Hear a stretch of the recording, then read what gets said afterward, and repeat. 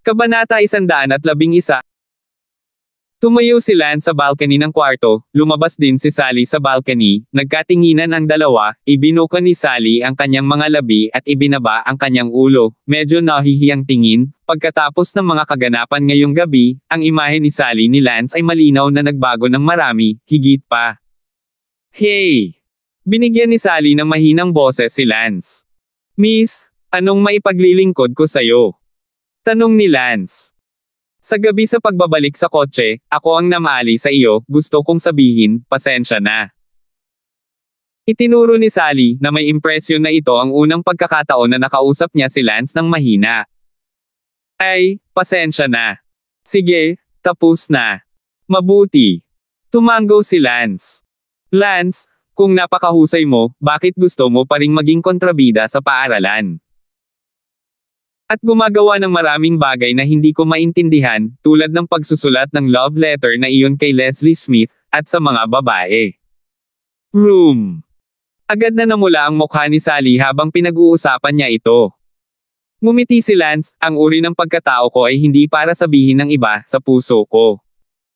Pero talagang naglakas loob kang pumatay. Naalala ni Sally si Lance na itinapon si Kenji pababa ng hagdan at nakaramdam pa rin ng takot. Let's be honest. With my martial arts skills, do you really think you'll throw Kenji to his death?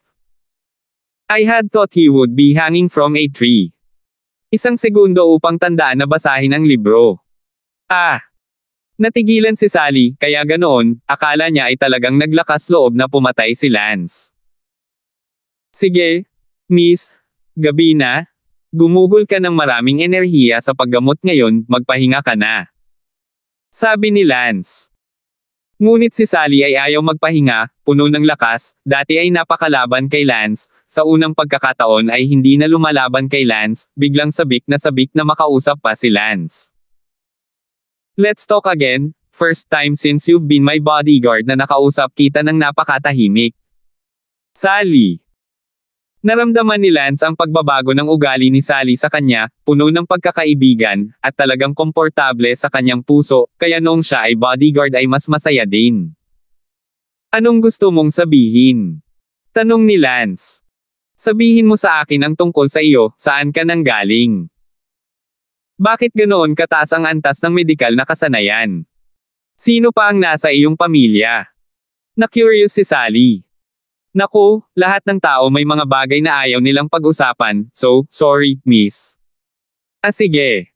Miss, gabi na, magpahinga ka na. Bueno, magandang gabi, Lance. Ngumiti si Sally kay Lance, pagkatapos ay pumasok sa silid. Biglang nakaramdam ng init sa kanyang puso si Lance nang makita niyang ngumiti sa kanya si Miss sa unang pagkakataon.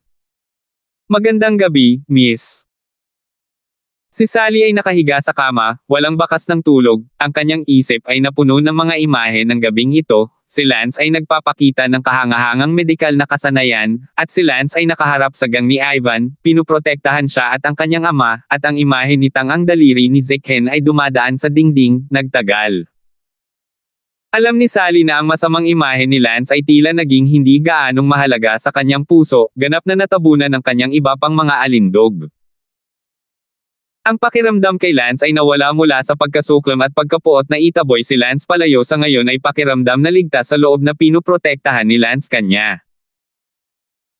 Humiga din si Lance, ngunit wala pang 10:00, at walang tulog, kaya kinuha ni Lance ang kanyang telepono para maglaro, at pagkatapos ay aksidenteng nabuksan ang campus ng Palanan Middle School. Biglang naakit si Lance ng dalawang poste. Ang unang post ay naipost ni Yvonne sa 7:00 ng gabi. Ang pamagat ng post ay, halika at tingnan, lahat, ang alulong ng baliw na bata. Ang nilalaman ay nagsabi, sa ikatlong klase sa hapon, ang tatlong masugid na kabataan ng campus, sina Xiao Feilong, Yu Su, at Quirong Wang, ay brutal na binugbog ni Lance. Ang mga larawan pati na rin ang mga video ay naipost din. Napakainit ng post na ito na mayroon itong mahigit 20,000 komento. Ang bawat komento ay hindi kapanipaniwala at nakakagulat, na para bang walang ganoong kalakas na post sa mahabang panahon. Ang pangalawang post, sa bilang banda, ay mas mainit. Ang bilang ng mga komento ay talagang umabot sa isang nakakatakot na 40,000. Ito ay ipinadala ng isang hindi kilalang tao. Ang nilalaman ay eksaktong sulat na isinulat ni Rit Ian Zhao kay Lance, na humihiling kay Lance na automatikong mag-post sa campus forum bukas ng umaga, na nagsasabing hindi siya karapat-dapat na maging kapantay ni Rit Ian Zhao. Nang makita ni Lance ang post na ito, bigla din niyang naalala ang bagay na ito. Pinagpapawisan, talagang nakalimutan ni Lance, kung hindi lang niya nakita ang post na ito, baka hindi na maalala ni Lance.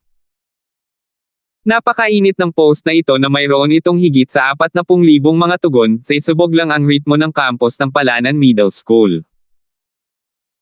Ang katotohanan na ito ay napakaapoy ay isang patunay kung gaano nakakaalarma ang nilalaman ng dalawang post na ito, lalo na ang tungkol sa liham ni Rit Ian Zhao kay Lance. Tumawa ng walang salita si Lance at hindi isinasapuso ang bagay na ito, ibinato ang kanyang telepono sa tabi ng kanyang kama at naghahanda na matulog ng maaga. Ngunit sa sandaling iyon, nagring ang telepono ni Lance. Dinampot ito ni Lance at nakitang si Sally iyon, na tumatawag sa kanya ng napakagabi. Magkapit-bahay lang kung ano ang tatawagan, hindi sumagot si Lance, ngunit pumunta sa balkonahe at sinabi sa katabing silid, "Miss, ano ang maitutulong ko sa iyo?"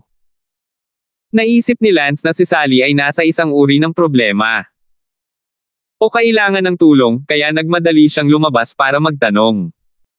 Si Sally ay nakabihis sa kanyang pagtulog at lumabas na nakasuot ng isa pang damit. "Miss, anong maipaglilingkod ko sa'yo?" Ngumiti ng paumanhin si Sally Brown, "Wala lang." "Then why you suddenly call me? Akala ko may nangyari na sayo." "Ngayon lang ako hindi makatulog, nilalaro ko ang phone ko sa kama, pumasok ako sa campus at nakita ko ang dalawang napakainit na post na mayroon ng 40,000 comments, kaya nagulat ako at gusto kitang tawagan para sabihin na tingnan mo ito." Ngumiti si Lance, "Nakita ko na sila." "Nakita mo na, bakit wala kang anumang reaksyon sa iyong mukha?" Gulat na sabi ni Sally Brown. "Anong reaksyon ang gusto mo? It's an ordinary thing." Ordinaryong bagay pa rin ang tawag dito ang isang post na maaaring lumampas sa 20,000 comments sa campus ay big deal na big deal. Sabi ni Sally. "Nako, sensation is a sensation, papansinin ko lang." Nagtanong si Sally, "Sinabi ng Yvonne na iyon na binugbog mo ang 3 baliw sa iyong ikatlong klase sa hapon, at hindi iyon isang mahinang bogbog, totoo ba iyon?" Tumango si Lance, "Totoo, hindi ko inaasahan na saysubog talaga ang batang babaeng ito." Sinabi ni Sally, "Nakakagulat ka rin, madgang sa paningin naming mga ordinaryong estudyante, kapansin-pansin ang pag-iral niyan, kadalasan galit na galit na galit na galit, talagang binugbog mo ang 3 ng sabay-sabay, hindi, dagdag pa niyan. Kenji, silang 4. Hindi nakakagulat na ang post na iyon ay napakainit at nakakagulat sa buong paaralan. Panahon na ngayon ng pagkakakonekta, kaya ang anumang may higit sa 20,000 komento sa campus ay tiyak na isang sensasyon sa campus. Alam ito ng mga guro sa Palanan High School. Si Lance, sa kabilang banda, ay nadama na ito ay isang pangkaraniwang bagay at hindi man lang ito isinapuso. Sinabi ni Sally, gayon din, ang pangalawang post, na mas sumasabog, ay talagang mayroong higit sa 40,000 komento. Sa napakaraming komento, nangangahulugan ito na hindi bababa sa 75% ng mga mag-aaral at guro sa Palanan High School ang nakakaalam tungkol dito. "Oh, alam mo lang, hindi ako natatakot," sabi ni Lance.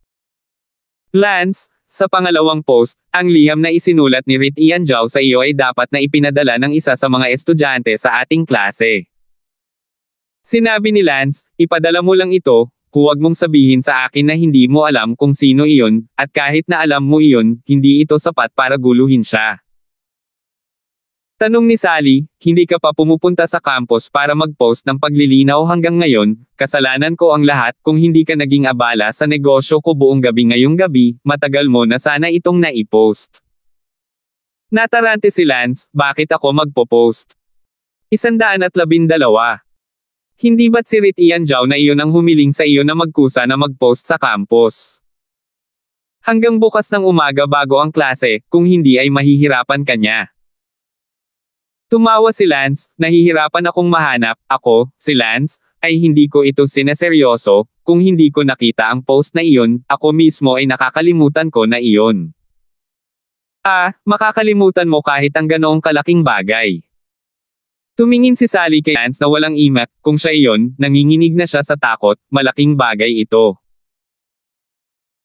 Ha. Ang isang maliit na umutot ay matatawag na isang malaking bagay. Okay, hindi mo kailangang mag-alala tungkol sa mga bagay na ito para sa akin. Ako, si Lance, ay hindi bababa sa numero 1 masamang kabataan. Ano ang silbi ng pagiging numero 1 evil youngster without some skills? It's okay.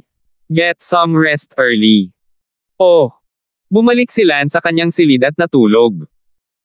Naging mas mabuti ang relasyon ngayon kay Lance, at mas masaya rin si Sally kaysa dati nang tanggihan niya si Lance, at hinding-hindi siya maniniwala na marami siyang sasabihin kay Lance noon. Nakahiga si Lance sa kanyang kama at muling binuksan ang campus. Sinabi ni Sally na hindi bababa sa 75% ng mga guro at estudyante ng buong Palanan High School ang nakakaalam nito, ibig sabihin ay malaki talaga ito at kailangang magbayad ni Lance pansinin ito. Matapang na sinabi ni Yumeng, alas 10 na at hindi pa rin nagpo-post si Lance, ano ang gusto ni Lance? Sinabi ni Tomo Kongi, matagal kong hinintay na mag-post si Lance, paulit-ulit akong nagre-refresh Hinayaan akong bumaba ni Tomo mag-isa at sinabing, mukhang hindi magpo-post si Lance, huwag mong sabihin sa akin na talagang hindi natatakot si Lance sa babala ni Rit Ian Zhao. Sinabi ni Tomo Autian, kung hindi pa rin nagpo-post si Lance, isinusumpa ko, bukas ay dudurugin siya ni Rit Ian Zhao at tatayo bilang patunay. Tiningnan ni Lance ang mga komento ng iba't ibang kaibigan, tila maraming tao ang naghihintay na mag-post siya, hindi alam na si Lance mismo ay halos nakalimutan na ito. Sa sandaling ito, sa isang bar. Rit Ian Zhao, Xiao Feilong, Yu Haosu, Kuirong Wang, Kenji, 5 tao ang magkasamang nakaupo, kakatawag lang din nila, at ang lahat ay kararating lang sa sandaling iyon. Sa malungkot na mukha, kinuha ni Rit Ian Zhao ang kanyang telepono, binuksan ang isang post mula sa campus at sinabing, totoo ba ito? Nag-aapoy ang mukha ni Rit Ian Zhao, at ang poste na binuksan niya ay ang poste na pinasabog ni Ivan. Nalaman lang ni Rit Ian Zhao kalahating oras ang nakalipas, at nang magawa niya iyon, tinawag niya kaagad ang 4 pang tao para lumabas. Ibinaba ni na Xiao Feilong, Yu Haosu, at Kuirong Wang ang kanilang mga ulo. Hindi pa rin alam ni Kenji kung ano ang nangyari dahil medyo abala siya ngayong gabi at hindi bumisita sa campus, ngunit nang buksan niya ang campus ngayon, nagbago ang kanyang mukha. Nanginginig, sinabi niya, hindi pwede. Xiaofei, Yu Hao, Kuirong, hindi ba kayo ang may pananagutan sa pambubugbog kay Liuyu kaninang hapon? Bakit magpapalabas si Song Rainer ng isang video at mag-post ng inyong mga binugbog at pongol habang kayo ay gumulong-gulong sa lupa? Tumingin si Rit Ian Zhao sa tatlo ni Xiao Feilong at malakas na sinabi, sabihin mo sa akin kung totoo ito. Itinaas ni Xiao Feilong ang kanyang ulo, kitang-kita ni Rit Ian Zhao ang kaunting pasa sa gilid ng kanyang bibig dahil madilim ang bar kaya hindi niya ito masyadong makita. Sinabi ni Xiao Feilong, kapatid na Rit Ian, nakita mo na ang lahat, sumabog si Ivan, totoo ito. Ang asong ito, akala ko ay nakadikit pa rin ako sa kanya, sinabi ko sa kanya na huwag sumabog, para magbigay ng kaunting mukha, pero hindi ko inaasahan na sumabog pa rin siya. Nagalit si Rit Ian Zhao, bakit hindi mo sinabi sa akin noon? Kung hindi lang ako pumunta sa campus para tingnan kung nag-post si Lance, hindi ko malalaman ang tungkol dito. Kung sinabi mo sa akin noon, susugod sana siya at tatalunan ang tae ni Lance noon at doon. Sinabi ni Yu Haosu, Brother Rit Ian, hindi naman sa hindi namin sinabi sa iyo sa oras na iyon, ngunit nahihiya kaming sabihin. Bang! Hinampis ni Rit Ian Zhao ang mesa at umungol, don't dare to be known. Napakatagal na, si Lance ay binugbog na si Maniac, at hindi pa rin kayo nangangahas na makilala. Tinanong ni Quirong Wang, kapatid na Rit Ian, hindi mo ba sinabi na wala kang pakialam na kumilos laban sa isang mababang antas na tao tulad ni Lance? Kaya hindi namin ipinaalam sa iyo noon. Bang! Muling hinampis ni Rit Ian Zhao ang mesa at umungol, ako, si Rit Ian Zhao, ay hinahamak ang pagkilos laban sa mga taong mababa ang antas, ngunit, kapag ang mga tao ay nambubuli sa kanilang mga ulo, mahihirapan pa ba ako para pag-usapan ito? Mura lang ang lamok, tama ba? Kapag kinagat ka ng lamok, hindi mo ba hahampasin dahil napakababa nito? Sinabi ni Xiao Feilong, Kuya Rit Ian, nagkamali kami, hindi na namin uulitin, sasabihin muna namin sa iyo. Tanong ni Kenji, Kuya Rit Ian, ano ngayon? Binugbog tayo ng 5 malalaking baliw, binugbog ako, at ngayon, binugbog silang 3. Ang 5 galit na kabataan, 4 sa kanila. Nabugbog ni hindi nila maitaas ang ulo nila sa paaralan. Nakakross ang mukha ni Rit Ian Zhao, 5 major mad shares, 4 sa kanila ang nabugbog, hindi man lang magalit si Rit Ian Zhao, bagamat hindi lang siya isang mad shares. Ito ay dahil hindi lang siya isang baliw na bata. Nalalo siyang nag-aapoy. Oo, Kuya Rit Ian, ano ang dapat nating gawin ngayon? Sumabog na ang Yvonne, na nagpaparamdam sa buong paaralan, ngayon lang sa campus, ang online na numero ay umabot talaga sa higit sa 10,000 katao. Sabi ni Quirong Wang, para maabot ang ganoong klase. Malaking bilang ng mga online na tao, talagang nakakatakot, katumbas ng napakaraming estudyanteng tumitingin sa kanila na parang, iba talaga ang magkakaugnay na panahon. Tumingin si Rit Ian Zhao kay Kenji at sinabing, Gigi, tulungan mo akong pumasok sa campus para makita kung nakapag-post na ba ang Lance na iyon. Ang maalab na post ngayon ay hindi lang ang pinost ni Yvonne, may sulat din tungkol sa sulat ko. Kay Lance, sigurado akong lahat ng 10,000 dagdag na estudyanteng online ay naghihintay na i-post ito ni Lance. Sa sandaling tumango si Chen, kinuha niya ang kanyang telepono at pumasok sa campus upang tingnan kung naipost ito ni Lance. Pagkaraan ng ilang sandali, sinabi ni Kenji, Brother Rit Ian, wala akong nakitang post mula kay Lance, nag-flip ako ng ilang page. Inis na hinampis ni Rit Ian Zhao ang mesa, ano ba, itong Lance ay gustong mamatay mula hapon hanggang ngayon, matagal na ang nakalipas ay wala pa ring post. Sinabi ni Xiao Feilong, maaaring hindi natanggap ni Lance ang iyong sulat. Agad naman itong itinanggi ni Kenji, imposible, inilabas ko ang paniniwala ni Rittenberg sa harap ng class 32, ang buong klase. So ibig sabihin, hindi pa talaga na ipapadala ito ni Lance, ano ang iniisip niya tungkol dito? Huwag kang maglakas loob na huwag ipadala ito. Nakakross ang mukha ni Rit Ian Zhao, kung hindi mag-post si Lance, tiyak na mawawalan siya ng mukha. Sa ngayon, sa bahay ni Sally, tumingin-tingin si Lance sa buong campus at napansing naghihintay ang bawat estudyante na mag-post siya, na parang marami sa kanila ang hindi makakatulog kung hindi siya nagpo-post. I-post mo. Sabi ni Lance sa kanyang puso. It's not a good idea na hindi mag-post ng ganito. Making those bored students wait, not sleeping tomorrow will affect their classes. I'd better post, let them rest early after. Lance was really a good guy who cared about his mga mag-aaral, nakikita na ang lahat ay naka-online ng hindi natutulog upang hintayin siyang mag-post, siya ay magpo-post. Agad na gumawa ng post si Lance na may pamagat na, ako si Lance. Nakasulat dito, hello, ako si Lance mula sa senior class 32, at nakitang lahat ay naapektuhan sa pagtulog para hintayin akong mag-post, kailangan kong magmadaling lumabas para mag-post. Sige, nang walang karagdagang abala, narito ang sinabi ko kay Rit Ian Zhao, Rit Ian Zhao, hiniling mo sa akin na mag-post at linawin sa lahat na hindi ako karapat-dapat na maging kaparehas mo, sa katunayan, nakalimutan ko ito. Nang matanggap ko ang iyong sulat ngayong hapon, hindi ko ito sineseryoso, lalo pa itong i-post. Ako, si Lance, ay hindi ka sineseryoso, at kahit na mas kalaban. Can understand it as shit, yes, a pile of shit, a pile of shit, a subtle of shit. Ikaw ang bulok na tae, mabahong tae, sa katangahan mo, karapat-dapat ding paglaruan ako, masyadong katawa-tawa ang tingin mo, Zekhen sa tingin ko maruruming kamay tamad na bigyang pansin ka, ngunit ikaw ang mabahong tae na ito at higit pa, kasuklam-suklam kaya maraming mga mag-aaral ay hindi natutulog, sa wakas ay nagpadala sa iyo ng 4 na salita, katangahan bagay. Sige, natapos ko na ang pag-post, Rit Ian Zhao, nasiyahan ka pa ba sa post ko? Kung nasiyahan ka, magbigay ka ng magandang review, at matulog ng maaga, guys. 113.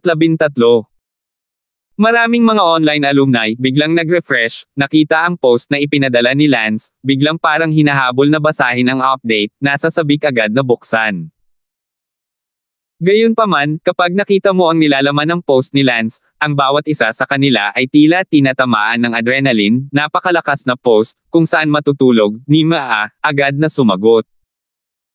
Model Through Life said, "Holy crap, ito ba ang ritmo ng isang buhay?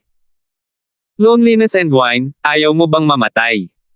Yaya, oh my God, wala ba akong nakikita?" Sa madaling salita, sa isang iglap, ang post na ito ng Lances ay sumabog kahit man lang sa forum na ito ng Palanan Middle School, na para bang isang atomic bomb ang ibinagsak.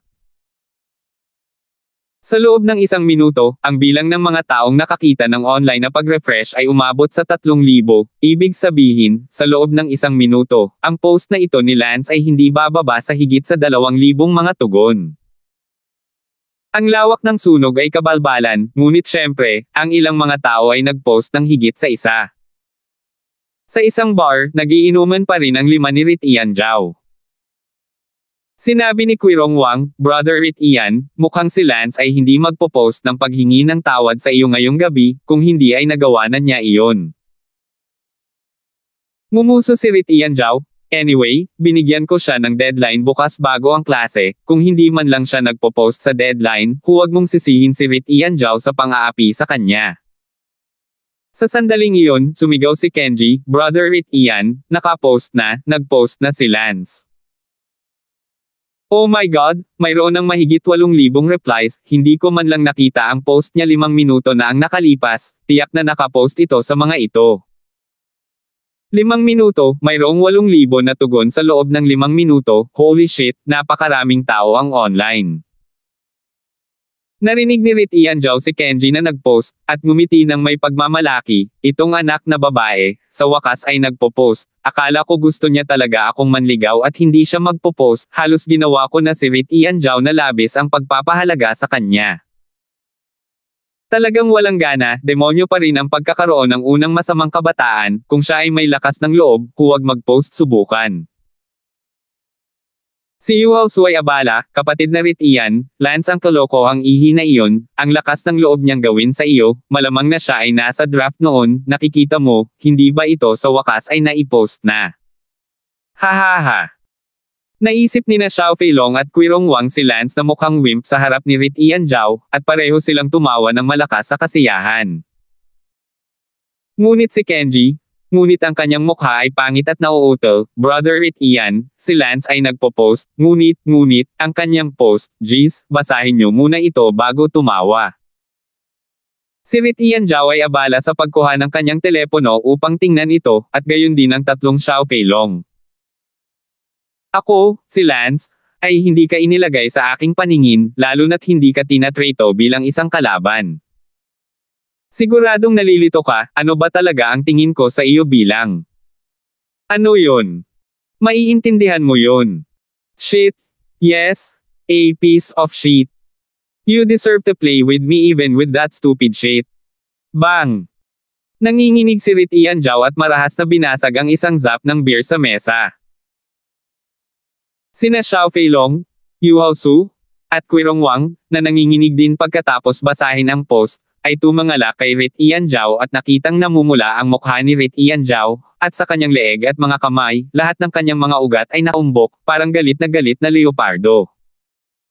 Maingat na sinabi ni Kenji, "Brother Rit Ian, pawiin mo ang iyong galit." Ang 3 pa, gayunpaman, ay hindi nagsalita, hindi ito ang tamang oras para magsalita, mag-ingat sa pag-asar nitong galit na leopardo, ang kanyang galit, anumang paalala ay hindi nakapakipakinabang. Sa bahay ni Yvonne, nakahiga si Yvonne sa kanyang kama, nakatingin sa kanyang telepono. Oo, kapangyarihan, napakalakas ni Lance. Biglang tumalon si Yvonne sa tuwa, siya ay isang taong natatakot sa mundo, si Lance ay tila gagawin ito sa sikat na Rit Ian Zhao, siya ay sa sobrang tuwa ay hindi na siya makapaghintay ng madaling araw at lumipad kaagad papuntang paaralan. Agad ding sumagot si Yvonne, anong oras ang laban bukas? Sino ang nakakaalam say? Itong sisiw na patay sa utak, hindi pa sumasagot ang mga taong Rit Ian Zhao, tinanong niya kung anong oras nagsimula ang laban. Si Lance ay nakahiga sa kama, medyo walang imak, pumunta lang siya sa banyo, sa sandaling bumalik siya, libu-libong mga tugon, kung gaano karaming tao ang online kailangan ni Lance na humanga sa pagkakaugnay ng panahong ito. Sa bar, dahan-dahan ang huminahon si Rit Ian Zhao, kung si Lance ang nasa harapan niya sa sandaling ito, hindi siya nagsasalita ng kahit ano, napahamak. Ngunit wala siya roon, kaya walang silbi ang magalit. Inilabas ni Rit Ian Zhao ang kanyang telepono at nag-post ng galit. Lance, napakabuti. Huwag kang lumiban sa klase bukas kung mayroon kang lakas ng loob. Unang klase sa umaga, ako, si Rit Ian Zhao, pupunta sa iyo, linisin ang aking leeg. Ang post ni Rit Ian Zhao, ang bilang ng mga salita ay maliit, ngunit tila nakikita ng bawat salita ang galit na kanyang napupuno. Ni-refresh ni Lance ang kanyang telepono at nakita ang post ni Rit Ian Zhao, sa loob lamang ng ilang minuto, 7 o 8,000 tugon. Umiling si Lance at tumawa ng walang salita. Hindi interesado si Lance na ipagpatuloy ang malayuang pag-uusap kasama si Rit Ian Zhao, mas mabuting ayusin ito ng personal bukas. Sinusubukang matulog ni Lance nang magpadala sa kanya ng text message si Sally. Nakatulog ka ba? Bubugbugin ka ni Rit Ian Zhao bukas. Natahimik si Lance nang makita niya ang text message ni Miss, hindi niya namalayan na si Sally ay lihim ding nag-aalala. Miss, matulog ka ng maaga. Bumalik si Lance. 114. Oh, sige, good night. Sagot pabalik ni Sally, ngunit hindi tumugon si Lance. Talagang nakatulog si Lance sa pagkakataong ito. Walang sinabi buong gabi. Kinabukasan, pagkatapos ng almusal, bumalik si Kent Brown sa kanyang negosyo, ang kanyang anak na babae ay ganap na niyang ipinasa kay Lance, maging ito man ay kanyang kalagayan o kanyang kaligtasan, siya ay lubos na gum-on. Si Lance ang nagmaneho ng BMW, bitbit si Sally, sa pagkakataong ito si Sally ay hindi umupo sa likuran, ngunit sa passenger seat, at nagkusa rin na makipag-chat kay Lance. Naging mas maayos ang relasyon ni Lance sa ginang at siya rin nasa mabuting kalooban. Bubugbugin ka ni Rit Ian Zhao ngayon, hindi ka ba nag-aalala? Tanong ni Shannon Liu. Bakit ka nag-aalala? Nasa listahan siya ng mga henyong eksperto, sabi ni Sally. Oh. Tumawa lang si Lance, ang Genius Expert List, akala ni Lance dati na siya ay talagang eksperto. Ngunit pagkatapos niyang pasabugan sina Wei Ming at Johnson Luther, hindi na pinaniwalaan ni Lance ang mga salita ng mga taong iyon. Sa tingin mo ba makakapagsanay ako ng martial arts sa hinaharap? Biglang tanong ni Sally. Kung gagaling ka, syempre magagawa mo, kung hindi, mas mabuti na huwag, hindi ka lang dapat umiwas sa pakikipagtalik ngayon, ngunit subukan din na huwag gumawa ng anumang bagay na nakakapinsala sa iyong yinyuan at alagaan ang iyong katawan. 1 segundo upang tandaan na basahin ang libro. Kinagat ni Sally Brown ang kanyang mga labi, at galit na sinabi, anong uri ng pagtigil, pagsasalita ng masama, ginagawa itong tunog na para bang ako ay isang taong mapagnanasa. Naku, likas ang kalikasan ng tao, kahit sino ay may pagnanasa sa loob. Ikaw ang natural na kulay, lahat kayo ay naglakas loob na gawin iyan sa banyo. Namula si Sally Brown, nag-flash sa kanyang isipan ang eksena noong araw na iyon. Kalimutan na natin ang nakaraan, haha, sige, pasok na tayo.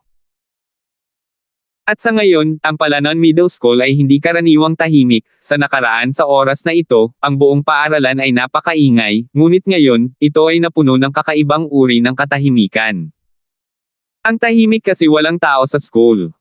Sa harap ng 5 school building, maraming estudyante ang nakatayo sa damuhan, lahat ay naghihintay ng kung ano-ano, walang nag-iingay, at napuno ng tensyon ang silid. Bakit wala pa si Lance? Dapat nandito na tayo, maaga tayong lahat, anong oras ka nakarating ngayon? Ay 6:00 na ako, ikaw naman. Nakarating ako dito ng 6:10, isang buong oras na mas maaga kaysa karaniwan. Hindi lang kami, halos kalahating oras hanggang 1 oras ang dating ng buong school. Yeah, who let it be two sensational figures from the whole school who did it? If we miss this kind of thing, we might not have it next time. Nagbubulungan ang lahat habang hinihintay nilang dumating si Lance. Sa itaas, sa ibaba, sa damuhan, nandoon lahat ng mga estudyante. At sa hindi kalayuan sa koridor ng classroom office building, nakatayo ang ilang guro. Teacher Wang, napakaaga mo rin. Hahaha. Medyo awkward na tumawa ang tinatawag na Teacher Wang. Walang dapat ikahiya, kung tutuusin, ito naman talaga ang sensasyon sa campus. Oo, ang Lance ay isang kamakailang paksa ng pag-uusap, at maging ang ating mga guro ay magiging interesado dito kung tayo ay makikipagsapalaran kay Rit Ian Zhao. Tumabi din sa kanya si Mr. Zimmer Chen at hindi umimik, syempre sa loob-loob ni Mr. Zimmer Chen, gusto niyang bugbugin si Lance. Naroon din ang dating guro ng ika-5 klase ni Lance, si Zhang Hui, na tahimik na nakatayo sa koridor ng itaas na palapag. Si Zhang Hui ay hindi makapaniwala sa loob, si Lance ay maaaring makipaglokohan kay Rit Ian Zhao. Si Zhang Hui, kailangang aminin na siya ay ilang antas sa likod ni Lance, dati siyang nagpapanggap na nasa harap ni Lance, ngunit ngayon ito ay katawa-tawa na isipin ang tungkol dito. Sabay na pumasok sina Lance at Sally sa gate ng paaralan. Bakit parang ang tahimik mo ngayon? Nalilito si Sally. Naramdaman din ni Lance ang hindi mapakali na kapaligiran ngayon. Biglang sumigaw ang isang estudyante mula sa harapan, narito si Lance, narito si Lance. Nagkagulo ang mga tao, at biglang naging masigla ang campus na kanina patahimik. Lahat ng mata ay tumingin kay Lance at Sally. Nagsalubong ang mga kilay ni Lance, ngunit napakaraming estudyante ang nakatayo sa harapan ng damuhan ng gusali kung saan siya kumukuha ng mga klase, at nang muli siyang tumangala, ang mga pasilyo ng iba pang nakapalibot na mga gusali ay napuno rin ng mga estudyante. Lahat ng mga estudyante, ang kanilang mga tingin ay bumaon kay Lance at Sally na naglalakad patungo sa kanila. Nang makita ito ni Sally, medyo natakot siya, na tinitigan ng napakaraming tao, ang kanyang katawan ay parang maraming langgam na nangangagat. Ano ang dapat nating gawin? Takot na takot ako. Nakaramdam ng takot si Sally Brown nang makita niya ang mga mata ng lahat sa kanila. Ngumiti si Lance, huwag kang matakot, ngunit ang mga estudyanteng ito ba ay talagang naiinip na naghihintay dito sa madaling araw? Ano ngayon? As usual, balik muna sa klase. Sabi ni Lance. Hindi sinasadyang sinundan ni Sally ang mga yapot ni Lance at pumasok sa koridor ng ika-5 gusali na paaralan. Yaong mga estudyanteng nanonood kanina na nakikita si Lance na paparating at papunta sa kanyang klase nang hindi gumagalaw, ay malakas na nagsasalita. Siyempre, maraming estudyante ang nakakita kay Sally at Lance na magkasamang papunta sa paaralan, lahat ay nataranta. Si Sally, ang kagandahan ng paaralan, ay inalagaan ni Lance. Sa sandaling iyon, isang Audi TT ang sumugod sa harapan ng No. 5 na gusali ng paaralan, at si Yvonne ay nagmamadaling lumabas ng kotse, sumisigaw, nakasakay na ba? Biglang tumingin ang lahat kay Yvonne. Mukhang nagmamadali si Yvonne at abala sa pagsigaw, late na ako, nagsimula na ba ang laban o hindi? Sa pagtingin sa hitsura ni Yvonne, ginawa niyang parang nanunood siya ng Olympics, na iniwang tulala ang lahat. Sabi ng isang estudyante, hindi pa, kara-rating lang ni Lance, nasa itaas siya ngayon. Si Yvonne ay abala sa kabog ng kanyang dibdib at ngumiti, hindi pa huli, yay, akala ko huli na ako nang makita ko ang napakaraming tao dito. Nga pala, nasaan si Rit Ian Zhao? Hindi pa ba nagpapakita si Rit Ian Zhao? Hindi ko alam, dapat nandito na rin si Rit Ian Zhao. Oo, hindi pa nagsisimula ang saya. Nasa sabik si Yvonne, dahilan para dumiretso siya sa paaralan. Umupo si Lance sa kanyang klase, marami sa kanyang mga kaklase ang nagsisiksikan noon sa hallway, ngunit ngayong nakita na nila si Lance na paparating, lahat sila ay pumasok na rin sa silid-aralan. Dumating na rin si Daylan. Zickhen, ikaw ay nasa malaking gulo. Sabi ni Daylan. Oo. Tingnan mo lang itong atmosphere ngayon, malalaman ng crowd of viewers na ito kung gaano ito kalaki. Maya-maya pa, nagkaroon na naman ng kaguluhan mula sa mga tao sa ibaba. Hindi na kailangang sabihin, tiyak na si Rit Ian Zhao ang darating. Maraming estudyante ang agad na tumakbo palabas ng silid-aralan, at sigurado, dumating si Rit Ian Zhao sa paaralan. Sumigaw si Rit Ian Zhao, dumating na ba si Lance? 115. Sa oras na ito, lumabas si Quirong Wang mula sa karamihan. Sinabi ni Quirong Wang, Brother Rit Ian, dumating na si Lance, at kamakailan lang, nasa klase niya ngayon, kaya bilasan mo at bugbugin mo siya. Fuck him. Itingal ni Rit Ian Zhao. Gayunpaman, napakalaki ng eksena na hindi inaasahan ni Rit Ian Zhao, at naramdaman ni Rit Ian Zhao na hindi siya magsisisi kung aakyat siya sa Lance na walang dala para hanapin siya. Kaya, tumingin si Rit Ian Zhao sa paligid at nakita ang cafeteria sa hindi kalayuan, agad na tumakbo si Rit Ian Zhao sa cafeteria. Nataranta ang lahat. Bakit tumakbo si Rit Ian Zhao sa cafeteria kung hindi siya sumugod sa class 32 para linisin si Lance? Gutom ba si Rit Ian Zhao? Tere sa cafeteria at kumain muna. Habang nag-uusap ang lahat, nakita namin si Rit Ian Zhao na may hawak na kutsilyo sa kaliwang kamay at nagmamadaling patungo sa gusali ng paaralan. Biglang naisip ng lahat na si Rit Ian Zhao ay hindi pupunta sa cafeteria para kumain muna ng buong pagkain, kundi para kumuha ng kutsilyo. Oh my God! Oh my God! Ito ba ay talagang isang rito na papatay ng isang tao? Unang website Konsyo 8. Net. Gaya ng inaasahan, hindi mapapantayan ang buong arena, at sa gitna ng sensasyon, tila marami pa ring estudyante ang nanginginig na may bahagyang panginginig. Ang mga kilay ng espada ni Rit Ian Zhao ay galit na itinayo, ang kaliwang kamay na kutsilyo sa kusina. Ang kutsilyo sa kusina ay ginagamit sa pagputol ng mga buto, ang alinman sa ilaw ay patayin, ay sapat na upang matakot ang maraming estudyante hanggang sa mamatay.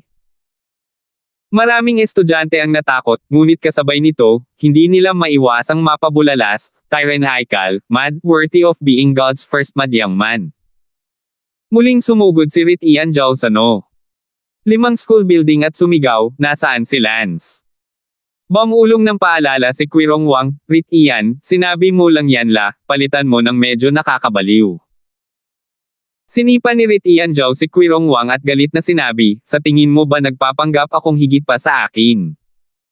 Hindi mo ba nakikita ang galit na nararamdaman ko ngayon? Si Quirong Wang ay walang takot at tumakbo palayo sa takot. Wala nang nangahas na magsalita tungkol dito, at lahat sila ay napabuntong hininga at tumitig kay Rit Ian Zhao. Naalala na ni Rit Ian Zhao sa oras na ito, nagtanong lang kung nasaan si Lance, sabi ni Quirong Wang sa klase.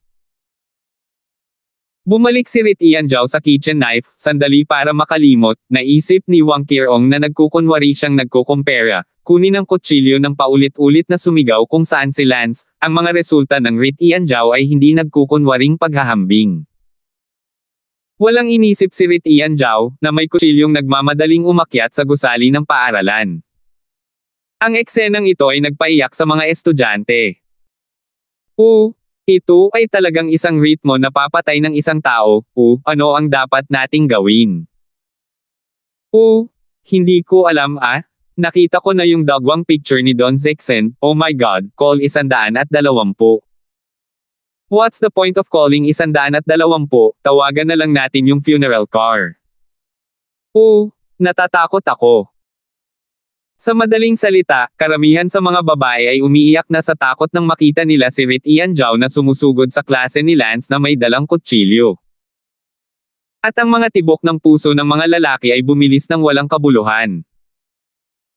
Nanginginig ang iilang maniac na iyon, hindi nagpapanggap na laban si Kuya Rit Ian, naglalaro siya ng totoo. Nag-iisip na sinabi ni Xiao Feilong, maaaring si kapatid na Rit Ian ay gagawa ng isa pang malaki, kabaliwan, at mapangahas na bagay.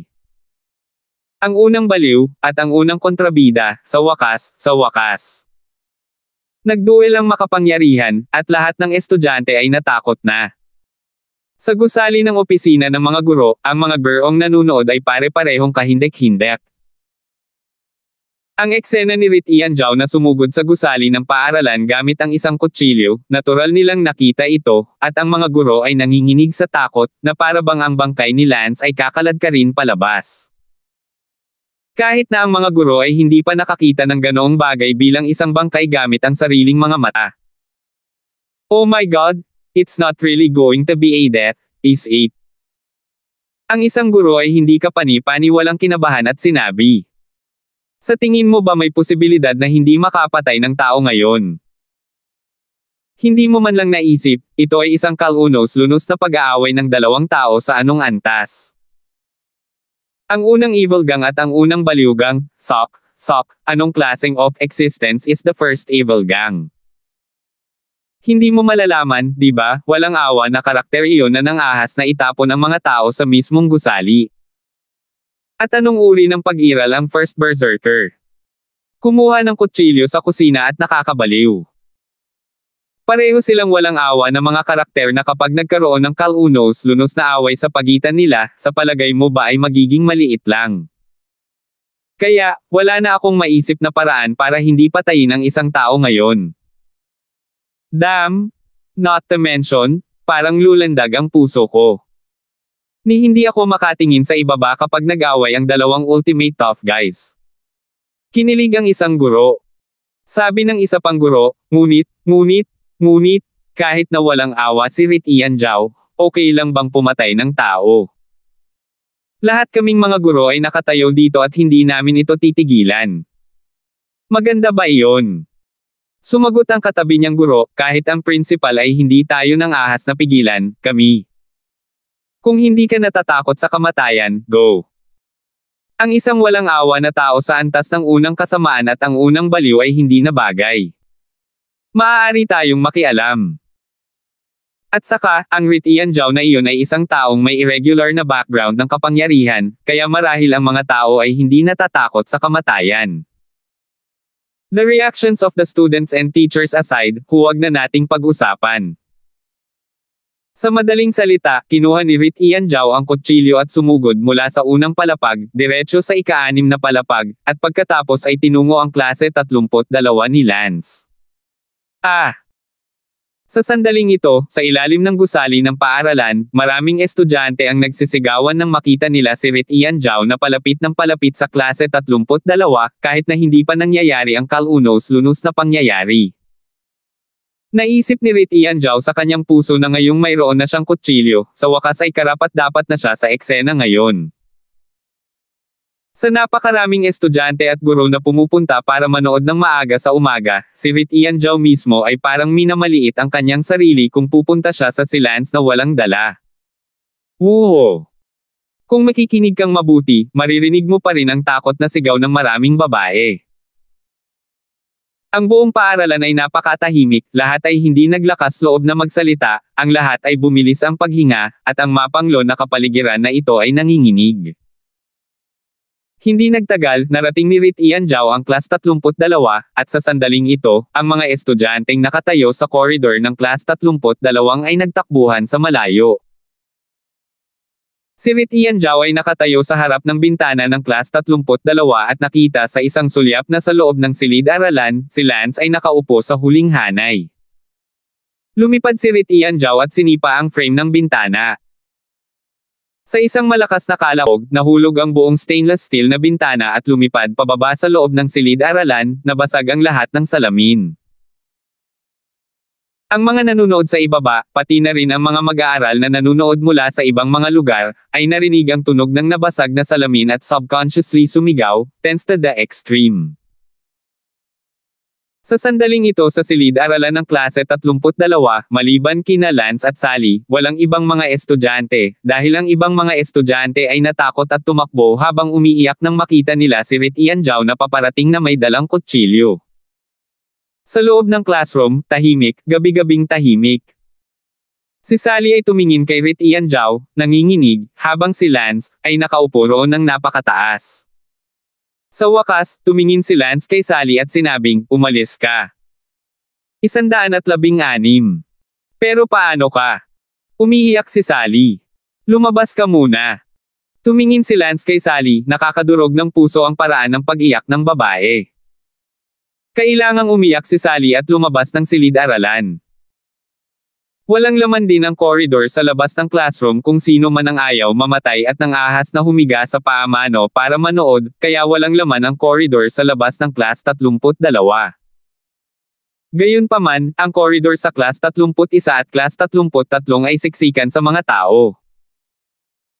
Si Lance at Rit Ian Zhao, ang isa ay nakatayo sa harap ng silid-aralan at ang isa ay nasa likod ng silid-aralan, ay nagkatitigan, at syempre, si Rit Ian Zhao ay may hawak na kutsilyo, habang si Lance ay walang dala. Ito ay itinadhana na maging isang matagalang paghaharap sa White Cloud High School, ang first evil at the first mad, na kumakatawan sa kasamaan, at kabaliwan, ng isa't isa sa pinakamataas na larangan ng mga karakter. Isang tao lang sa silid-aralan na ito ang lalabas ng buhay ngayon, marahil. Walang makakagarantiya na ang unang kasamaan at ang unang kabaliwan ay hindi mawawalan ng katinoan at papatayin ang isang tao sa isang kalunos-lunos na laban, ngunit kung titingnan ang sitwasyong ito, tiyak na magkakaroon ng buhay ng tao. Buhay ng tao, ganito isang malaking bagay, matagal nang nanginginig sa takot ang mga nanonood, pwede lang sa susunod na 2 klase sa koridor, pati na rin sa damuhan sa ibaba, iba pang mga bintana ng gusali ng pagtuturo, kinakabahan at balis ang mga nanonood, ngunit walang nakakakita sa loob ng silid-aralan. Tumingin si Lance kay Rit Ian Zhao, at tumingin din si Rit Ian Zhao kay Lance, na parang sila ang pinakamalakas na tao na kabilang sa dalawang magkahiwalay na grupo. Hindi ka ba napapagod sa paghawak ng kutsilyo? Nag-aalalang tanong ni Lance. Natatakot ka bang mamatay? Tanong din ni Zhao Rit Ian. Sa iyo, hindi sapat para kabahan ako. Sa 2 kutsilyo, hindi ako makaramdam ng pagod. Rit Ian Zhao, ang araw at ang langit at ang lupa at ang mga langgam, ang lobo at ang tigre at ang leopardo, ay karapat-dapat na maging unang baliw na binata ng White Cloud High School, ang langit at ang lupa at ang mga langgam, ang tigre at ang lobo at ang leopardo, ay talagang maladyos na pag-iral. Sabi ni Lance. Si Lance, na mahilig makipagsabayan sa mga taong nag-iisip na sila ay may superior kakayahan, kung sino man ang gustong makipaglaro sa iyo, mayroon kang 100 paraan upang manatili siya, habang ang iba ay walang magawa. Nasira mo ang isang tadyang ng guro, hinagis sa isang tao pababa ng hagdan hanggang sa kanilang kamatayan, at hinatak sa banyo, talagang lahat kayo ay masama at karapat-dapat na maging numero 1 masamang lalaki sa Palanan Middle School. Sayang lang at hindi kayo nararapat maging demonyo, dahil, ako, si Rit Ian Zhao, ay hindi kumbinsido. Hahaha, hahaha. Isang malakas na tawa ang pinakawalan ni Lance. Narinig ng mga tao sa magkabilang corridors ng 2 klase ang tawanan, ngunit hindi nila alam kung ano ang nangyayari. Sinabi ni Lance, ako, si Lance, ay gustong-gustong talunin ang mga tao sa pagpapasakop. Naglabasan ng mga ugat sa mukha ni Rit Ian Zhao. Lance, tere na? Ang sama mo? Baliw ako? Sigurado ako kapag ginawa mo na, walang makakapigil, baka patay na patay ka dito ngayon, tatanungin kita. Sa huling pagkakataon, sigurado ka bang hindi ka natatakot sa kamatayan? Sinabi ni Lance, Rit Ian Zhao, tatanungin din kita sa huling pagkakataon, sigurado ka bang may lakas kang paglaruan ako? Fuck you. Agad na sumugod si Rit Ian Zhao habang ginagawa ang kanyang knife technique, pig killing knife. Kinuha ni Lance ang kutsilyo sa kusina ni Rit Ian Zhao sa isang iglap. Nais ni Lance na talunin siya sa loob ng ilang hakbang, ngunit biglang gustong makipaglaro sa kanya ni Lance dahil ang Rit Ian Zhao na ito ay malinaw na mas malakas kaysa kay Johnson Luther. Dang dang dang, dang dang. Ang silid-aralan ay nagbuga ng biglaang salpukan ng ginto at bakal.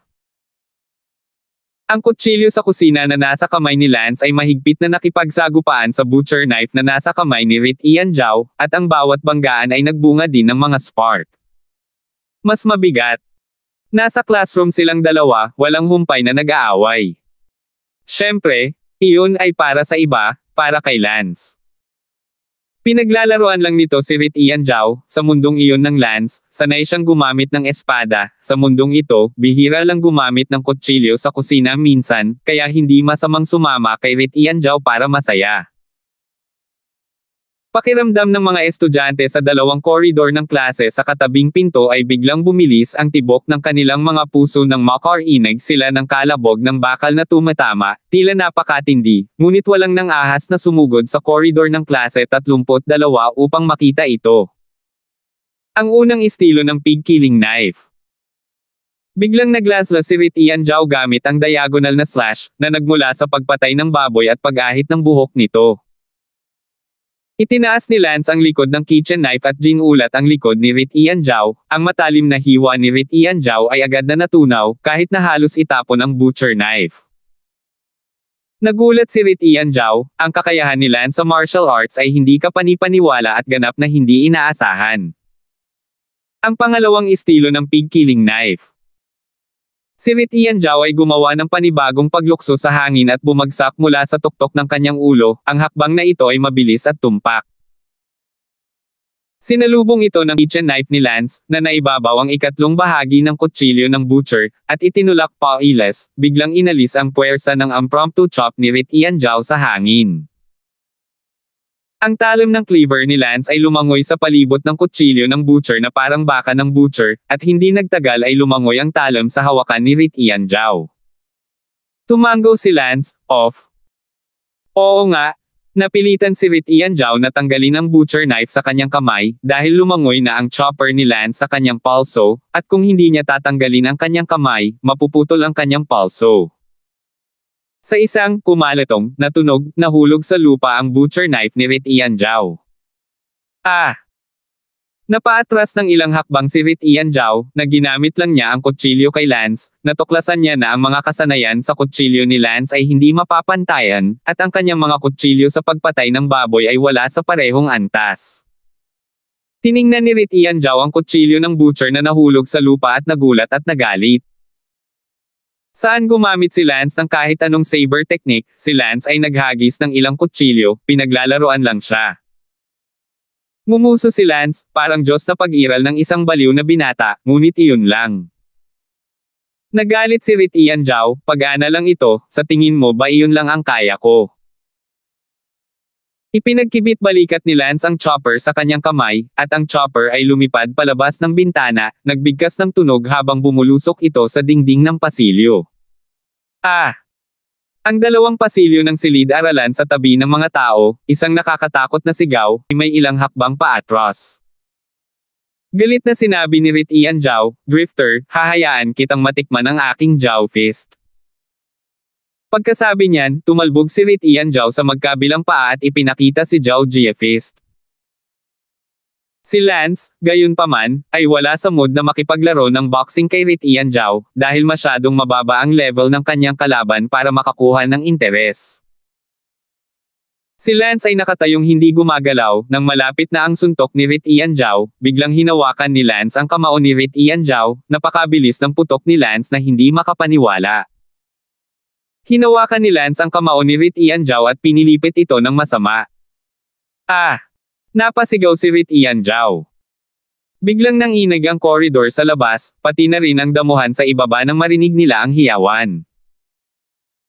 Si Sally ay labis na nababalisa sa labas, natakot siya na ang naglabas ng sigaw na ito ay si Lance, pagkatapos ay madudurog ang kanyang puso, hindi niya alam kung bakit siya biglang kinabahan kay Lance. Muling pinalo ni Rit Ian Zhao ang kanyang isa pang kamao kay Lance. Nagpakawala si Rit Ian Zhao ng isa pang hysterical na sigaw. Nang marinig ang mga hiyawan sa loob, maraming mga batang babae ang muling umiyak, tiyak na napaka-brutal ng labanan, hindi banggitin ang dumadagandong na tunog ng mga pagbagsak ng mga mesa at tulad ng natural. Hindi na ito nakontrol ni Sally Brown at gustong sumugod, gayunpaman, pinigilan siya ng ilang mga babae. 117. Mahina na bumaba ang dalawang braso ni Rit Ian Zhao. Sabi ni Lance, tapusin mo na, Rit Ian. Pagkatapos sabihin iyon, binaril ni Lance ang dibdib ni Rit Ian Zhao. Ang katawan ni Rit Ian Zhao ay umikot patungo sa bintana at ang kanyang katawan ay bumagsak sa frame ng isa pang bintana. Ang matinding puwersa ay nagpatumbas sa frame ng bintanang iyon palabas, at pagkatapos, si Rit Ian Zhao ay lumipad pababa ng hagdan, kasama ang bintana.